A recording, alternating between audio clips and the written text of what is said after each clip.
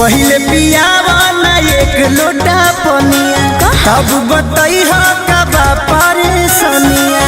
का बात बारे का बताई?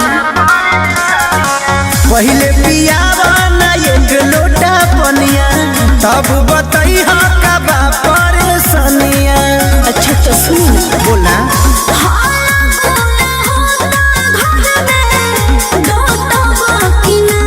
अच्छा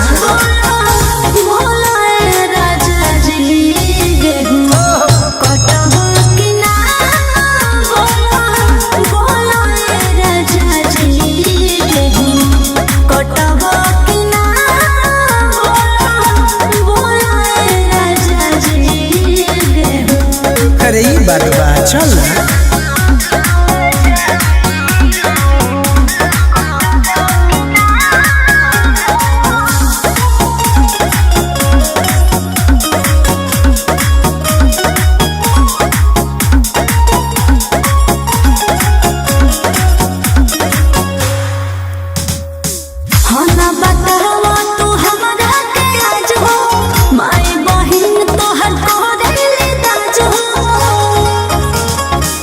जाने लू बाटे